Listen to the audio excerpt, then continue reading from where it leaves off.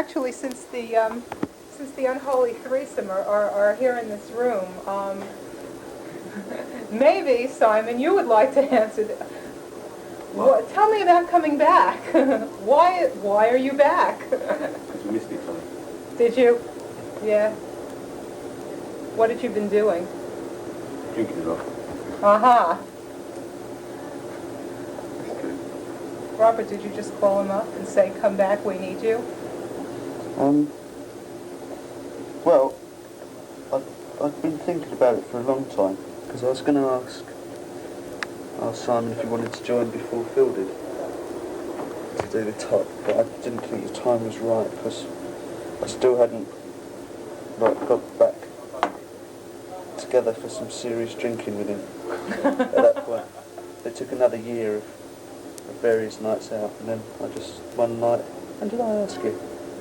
In a pub? I must have done. You asked me first in the pub and then round the flat as well. Yeah. Oh, that's right. He came up to the flat in London, and then I said, "What do you think of these songs?" It was a bit like the first time round, really, 17 seconds, because I sort of played the tape and I said, "What do you think of these?" And Simon said, "I think they're really good." And I said, "Well, how would you like to play them on the record?" But it was because Simon was in another group at the time. It was all very sort of casually done. It was sneakily done. Because at first I was saying, "Well, no, you just play them on the record so that the others didn't get worried," because I wasn't sure about, because like it would have seemed a bit horrible if I'd suddenly said, come join the Cure, because I knew that Simon would say yes. So at first I said, we need a bass player to play on the record, and then I said, what about doing a few concerts? And it's just, I don't know, it's just gone on from there, really. Mm-hmm. Eventually his other group got the hint. Yeah. They came to see us. Oh, did they threaten to break anybody's kneecaps? No, they're all right. Well, out of the 5 of them, 4 of them, one of them's all right, but the others don't like me. The others didn't like me anyway, so it doesn't really matter. Because I did it the first time round as well, didn't I? Stolen from the same people. Yeah. Well, that's very stupid of them to have let you come back. They should have known. Why have there been so many personnel changes in the band? There haven't really. I mean, it sort of looks like it on paper, I know, but yeah, on paper. Because the first group, I mean, like with Mike, the first recording group with Michael and Lo on it, that lasted for about 2.5 years. And then with Simon and Matthew, that lasted for, a year, but then when Matthew left and Simon stayed, it was like the same nucleus, and that lasted for, 3 years? Mm. So like in a 5.5 year period, there was only one real change, which was Michael being replaced by Simon, because Matthew sort of came in and then went out again. But then after Pornography, that was when there was a lot of people came and went. But really, the only people who I would consider to be actually in the group, creatively in that time, was Andy. Was the only person, because like on Let's Go to Bed, though, it was just a session drummer, and the Walk was all electronics, just me and Lo, and the Love Cats, and Phil played bass, but he didn't have any part in the writing of the song. And similarly on the top, I played all the bass parts on the top, and Paul just played a little bit of sax. And it was only really after the top that we needed to get a group of people to play the songs live that Phil stepped into the role of bass player. And in that gap, when we were doing one-offs and things, we had a couple of other bass players and various people sort of fitting in and out, but they were never really, they were there as a convenience, really. Would you like it? And just chuck it on the floor. There you go. And so there isn't really, and now, and Paul was in the very first group anyway, before we started recording. Really? He was on stage, that's when we very first went on stage. So you know him from back when?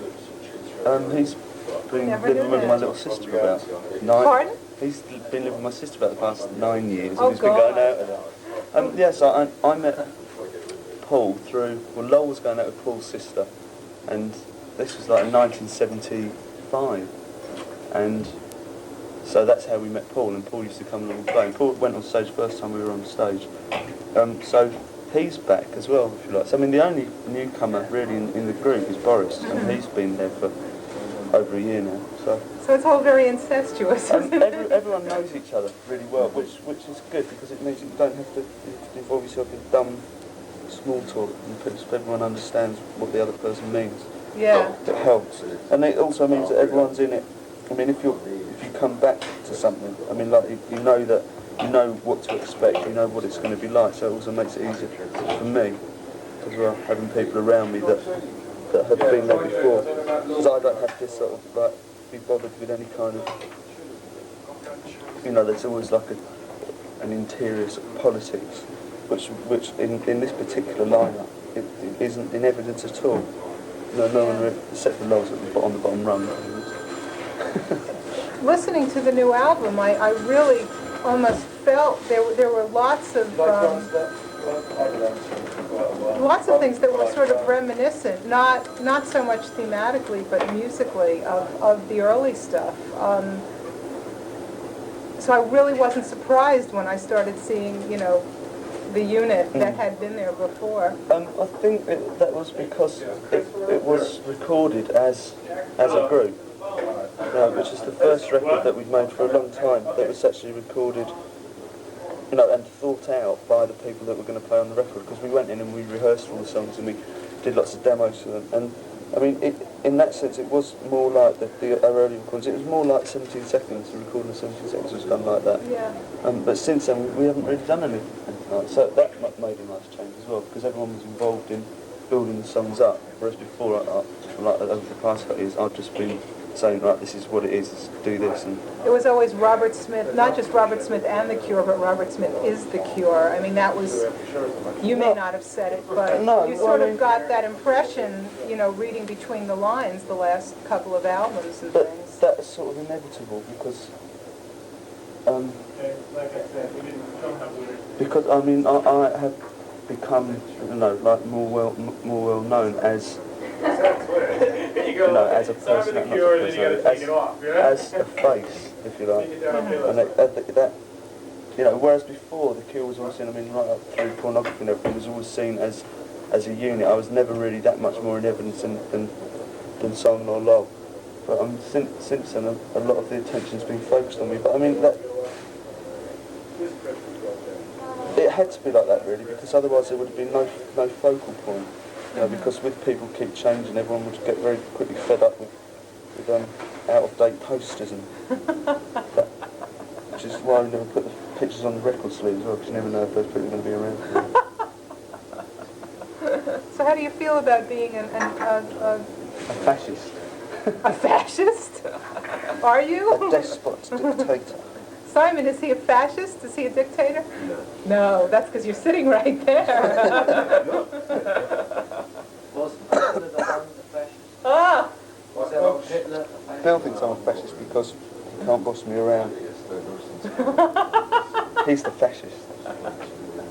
No, actually, I've described him as a moving target, and I think that's probably close to the truth. And Lowell's an unmoving target. Yeah. Languorous over there. How do you feel being a pop star? You are, I mean, God, there were these fans clustered around asking for autographs. That didn't happen in 1980. No, again though, it's happened so gradually that it isn't something, it's not instant. I mean, I'd be much more thrown by it if we were to have had instant success. I mean, I would have hated it really.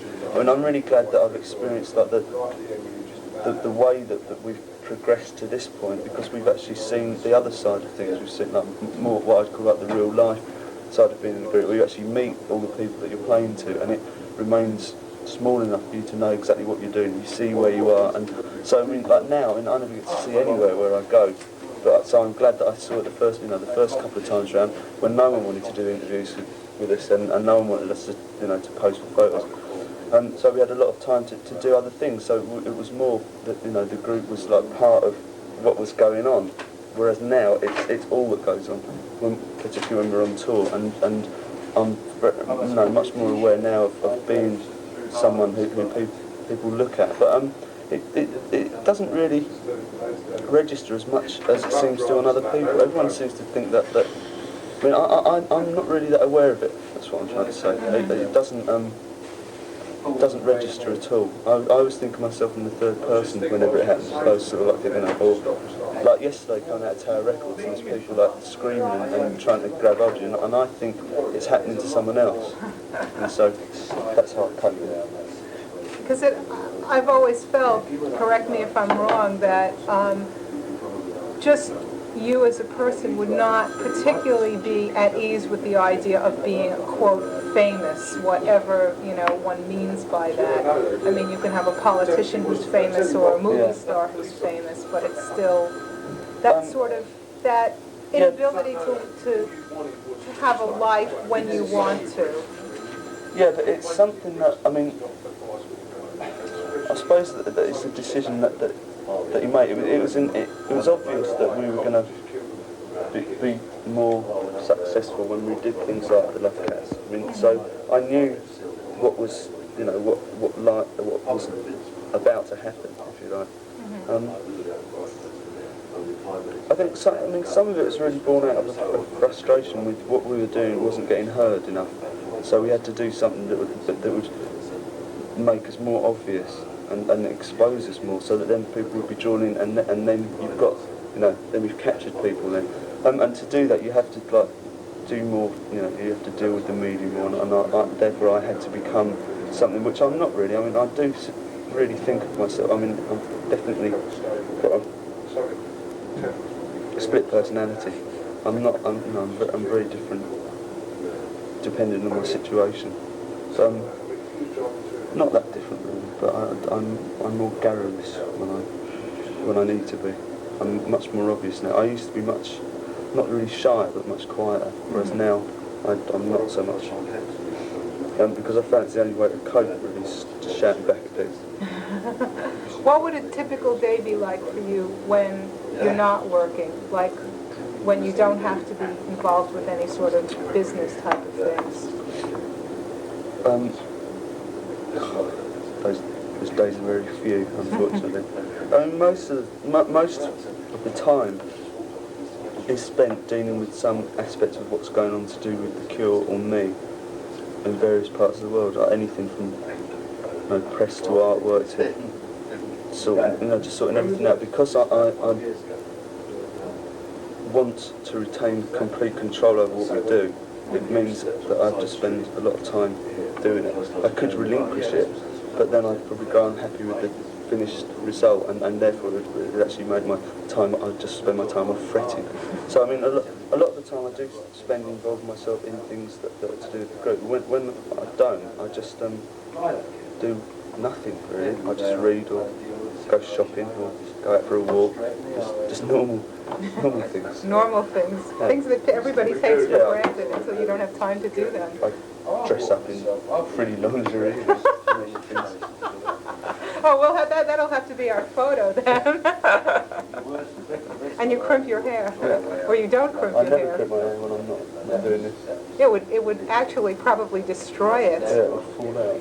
You'll be wearing Cure wigs. Yours would all fall out if you combed the knots out. It's only been held in by knots. There's about 4 attached pieces on your scalp, and the rest is just going to be lump.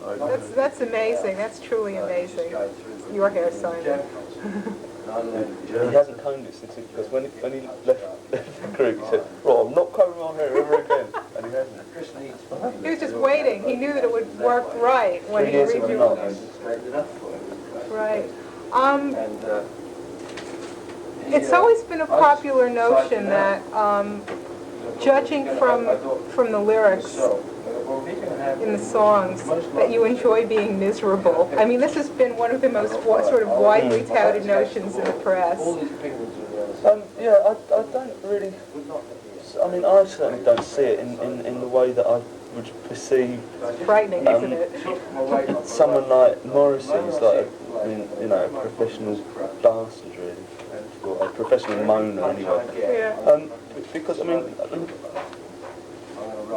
in the past, I've work that has been probably more weighted towards sort of like a darker side, a bleaker side of life, like a more despairing side of life. But I mean, again, over the past couple of years, I think it's become much more balanced. It's much more of a mixture. It's much more varied. Like on the new record, there's songs like in between those, which I mean, lyrically, I suppose aren't really very happy. But I mean, I just can't write happy songs. But it doesn't mean I'm not happy, because I am a lot of the time. I spend far more time smiling than I do crying. But I just think that like, to live with something, I mean, I suppose I'm just not very frivolous by nature, and I'd find it very difficult to perform or to live out this particular myth if I was having to deal with songs about animal. I was going to say performing animals. We do these songs about performing animals. You know, like happy songs, I couldn't really do it because that would then make me feel miserable. Actually getting it all out is like therapy really, and which means that I spend most of the rest of the day happy. I mean, on stage when we do a song like Cold, I usually get miserable then for those few minutes. I get sort of involved in it, and I remember how I felt when I wrote it, and similarly with Sinking as well. But then we can do like Let's Go to Bed on stage, or The Walk, and that picks you up. So I mean, it is much more balanced now. But I mean, when we were dealing with sort of more despairing material, like everyone probably felt like that more, or felt the need to express that more. But I mean, once you've committed it to vinyl, you've got to live with it forever. So I suppose, you know, I don't moan anyway. I never moan in interviews, so that's the output. And I smile in photographs occasionally. I think it just sort of lingers. I think it's an impression that lingers probably from a few years ago. Well, I was just thinking, you know, there are a lot of the songs that you've written have been about, you either sense that there's a state of loss going on, or that you're afraid of loss, and yet I know that you, like for instance, had a very stable relationship for a very long time, so you haven't lost anyone. But there's stable in there. I mean, is it the possibilities? I mean, are you one who thinks of the possibilities? I mean, what do you... Most of it just stems out of the very basic, I don't know how to put it, an awareness of oblivion.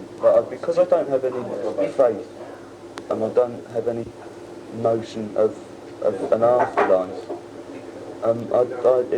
it renders everything really pointless a lot of the time, and if I allow myself to become too aware of that, then I get really unhappy. So a lot of time I spend like controlling it, but when something happens and it will trigger something inside me, and then it all sort of just goes horribly wrong. But it's born out of just like an innate despair. It sounds really pompous, isn't it? But I mean, it's just there, and it always has been, and it always will be until I die, and then I'll just stop, and it'll be fine. Unless they really do prove that ghosts exist, which will imply by its nature that there is an afterlife, and then you'll think, I was wrong all along. I'll make a really happy record if they do. Your comeback, the ultimate comeback. Happy ghosts. There have always been sort of what have been considered, I mean in serious terms, not in terms of typical pop songs, like, you know, you don't mess around with sex, and you don't mess around with religion, and the third one was always, there is a certain, you don't mess around with politics, great frankness in dealing with sexual things and religious things. You don't really, you know, The only politics reason are that not. there's no politics involved in our stuff is because it's one area that I would feel uncomfortable for two reasons. One is that I'm aware. Well, no, the most obvious one is that not everyone in the group agrees with me politically. That's the most important one, I suppose, because I wouldn't feel that I should ask someone to back me up on something as important as, you know, as an issue as politics, because it is seen for some reason that the group endorses a certain political sense, and if the people involved don't all think the same, it wouldn't be very fair of me to oblige them to make the choice between staying in the group or making the record. But apart from that, is that I'm very aware that people, you know, that some very impressionable people listen to The Cure, and I don't think that I know enough to start. I mean, the more obvious things, if I credit the audience with as much intelligence as I credit myself, then there's no need for me to state the obvious. But I mean, as an individual, in my private life, I'm active politically. But I mean, I don't bother talking because it actually demeans, because people might see the Cure now as a more frivolous sort of group than we have been in the past. And if we suddenly started mouthing off about politics, I've never seen anyone accomplish it with any dignity. And it always actually takes away from the subject matter. You think, well, God, if they think like that, and they're a bunch of geeks, and then they can't be right. But I mean, I'm in Greenpeace and things like that. My politics they're very sort of, I don't really know, humanitarian, I suppose. I get very frustrated, but I realise that there's nothing that we can do as a group that would alter anything at all. So I just join in with political bodies rather than try and use the group as a mouthpiece. And that's why we've never ever done political benefits. And we never would.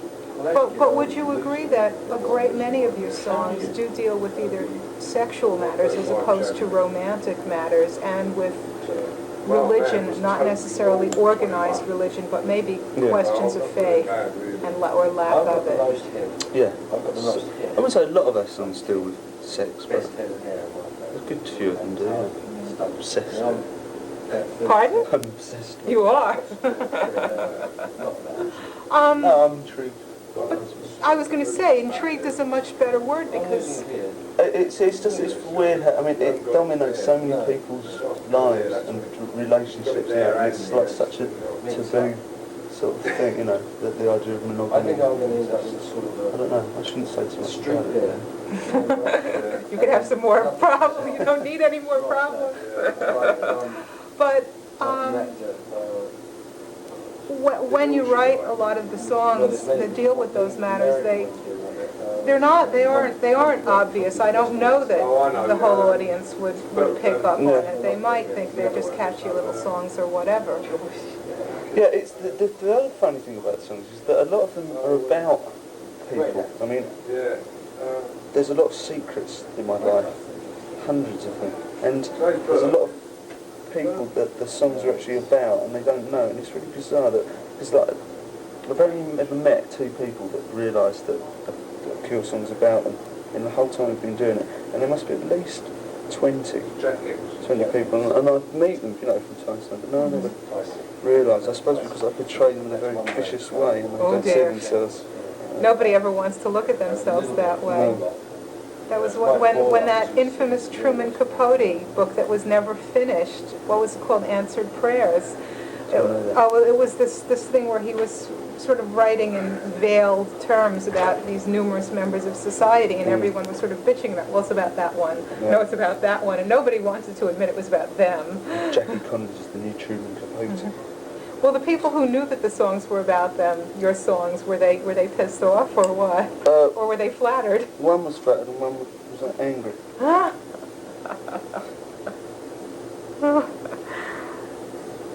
Do you think that the audience, especially the larger audiences that you're getting now, understand what your songs are about? I'm not sure that I do all the time. Understand. That's it's a sort of a dangerous area, that, because it's like crediting or giving the song more credit for one reason than another, like saying that,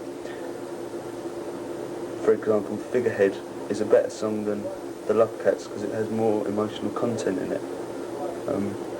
I think that was true in a certain way, but on the other hand, if someone likes the Love Cats more than Figurehead because it's a better tune, then I can't really, I would feel difficult to reconcile. I wouldn't be able to say to no, but you're wrong, because it's a good tune, but it's not quite the same. It's like one of those things. It's like arguing about which is a better painting, like one green line on a white background, or a whole landscape that's been painstakingly painted.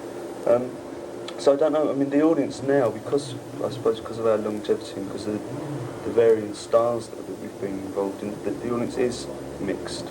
Some people, when we came here last year, thought that Let's Go to Bed was our first record, and they were really surprised that we'd actually made other records. And similarly, like in in Japan, I mean, when we went there, like, everyone thought The Top was our first album. And I kept getting asked, is this your first album? Have you made any other records? And I was thinking, but then I thought, well, it doesn't really matter because they're there. I mean, whatever we do now doesn't invalidate anything we've done before, which, I mean, some people originally thought that us doing Let's Go to Bed was like total sacrilege and they would burn their copies of Faith because we'd done something that dumb. But it was a different time, I mean, all the things that we did then, and it meant a lot to a lot of people. I mean, it meant a lot to a few people, comparatively, whereas now we probably mean not as much to more people. But it's difficult because, I mean, I'd like some of the popsters. I think it's refreshing to play to an audience that's a bit more abandoned, you know. But having said that, we experienced like 2 or 3 years of playing to like probably the most intense audiences that imaginable, really, around the world. People who just, you know, sit there and want salvation some of the time. So it's not. I mean, I wouldn't change anything that we've done. It's nice to have experienced it, but I would be very frustrated and get very fed up if we were playing to the same audience now. If we were just all growing old together and getting maudlin, you know, it would be like vaudeville. What do you think is the best thing about The Cure's growth and development from the beginning to now? That it's been slow. Yeah. That's the best thing. What musically?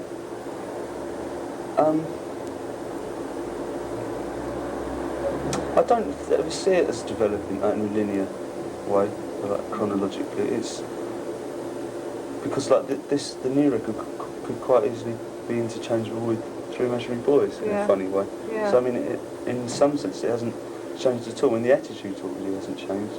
And musically, we've probably more accomplished. I mean, what we do is more accomplished now. I mean, I'm much more picky now about things because I can afford to be. But I still think it's as spontaneous. It still sounds as fresh.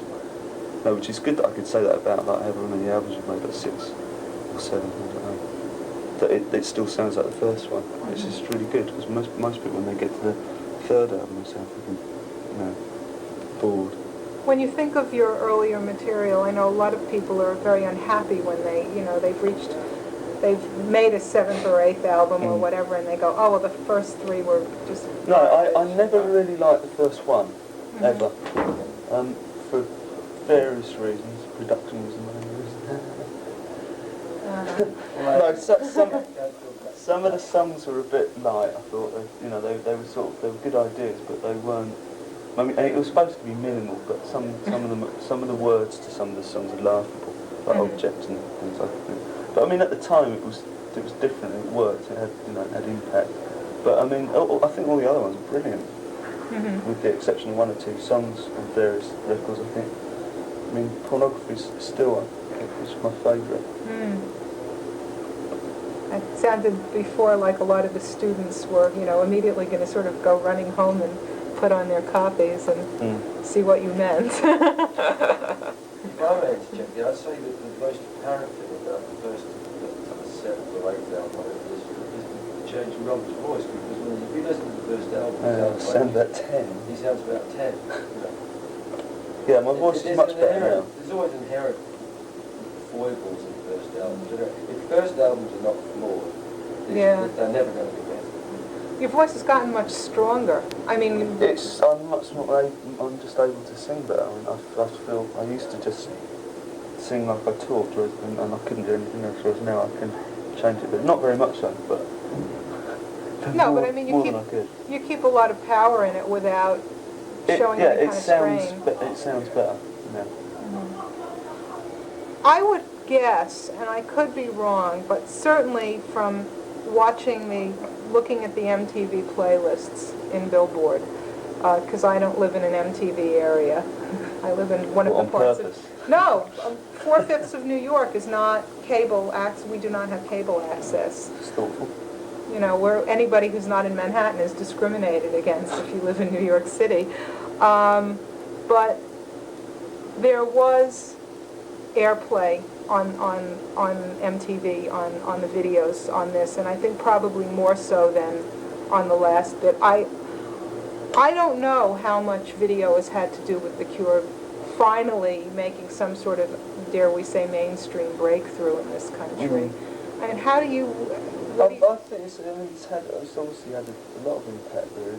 I mean, since we've been making videos with Tim Pope, that they've been seen. But then, having said that, when we were making videos for 10, 15 and things, I mean, there was nowhere where they could be seen. So there's no such thing as music video channels.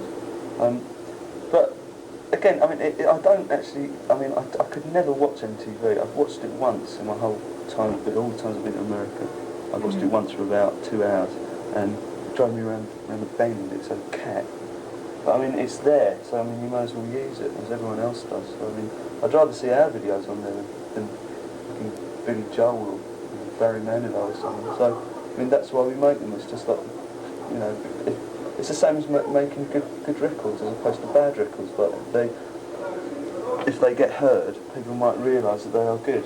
And if you see a good video, I mean, it just makes a change. Like, if you like that sort of thing. I mean, I think our videos now are funny and they communicate something more than people posing about trying to get you to buy their record. I mean, they do have an element of like invention to them.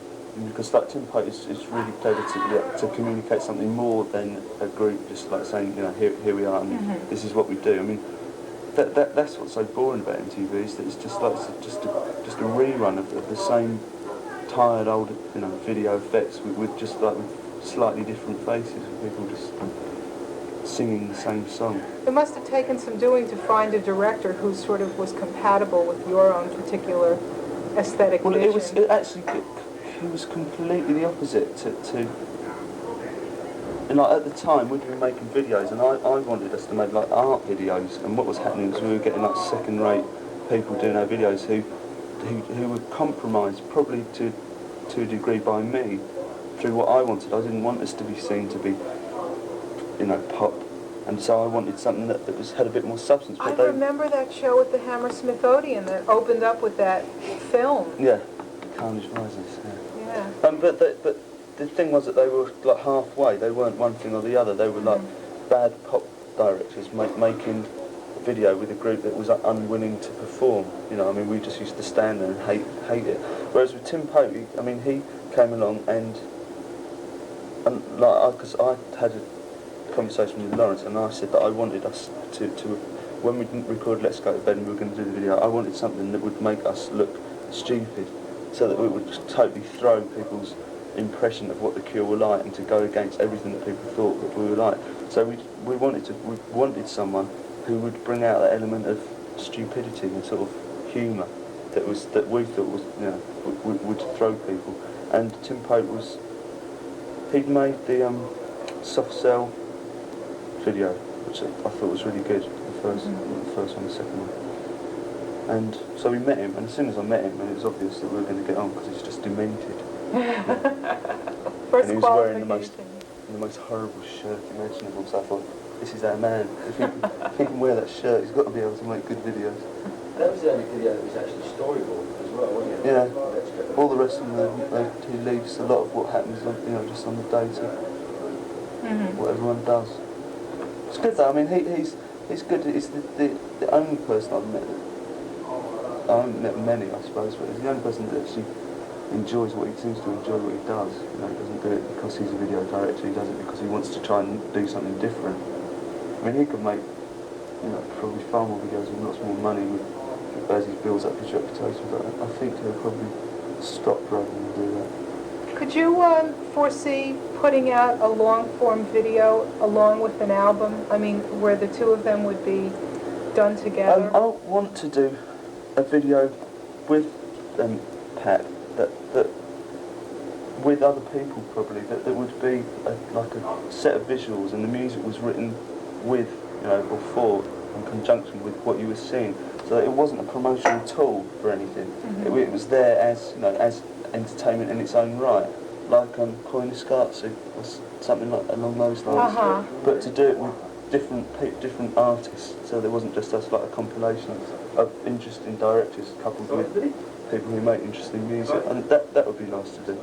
I don't like the idea of doing it to an album because I still have got like an old-fashioned idea that you should listen to records and have your own pictures, really. I mean, that's what I don't like about videos, that, you know, because you associate, I mean, people associate every song that with the video. And sometimes it's, you know, if you don't get across what you want to, like with The Walk, I didn't like that video very much. But people always think of that when they hear The Walk, and it sort of spoils it, because I do as well. I see little images of me looking stupid in a paddling pool, and it spoils a lot, because the actual song was about something that was quite close to my heart, and it sort of spoils it a bit for me. Next year is really going to mark 10 years since the group first came together. Yeah. Does that frighten you, of sort of going into your second decade? Surprises me. We're not going to be retiring in their 10th anniversary, everyone knows that. Have a farewell show next December. I laugh, it's true. Yeah, I didn't really think when we went on stage in 1960 we'd be going on stage in 1986. No, I don't think I ever entertained that. I imagine I'd still be doing something, you know, but I didn't think it would be as a performer still. So I guess my question is, what do you want to do when you grow up? Be a train driver. No, I don't know. I don't think I'll ever grow up. I'll just die. One day I'll just die, and I've never grown up. I'm growing up now anyway. I was growing up when I was 10, right? This is it, I'm afraid. I don't grow up anymore. I'd just like to, I don't know. I'd like to just keep doing something that entertains me, really. I wouldn't do this. We definitely won't be celebrating our second decade. Yeah, it's very hard for me to imagine sort of, you know, the Cure being in the position of the Rolling Stones, of, you know... Can you imagine creeping... Lowell at 40? Jeez.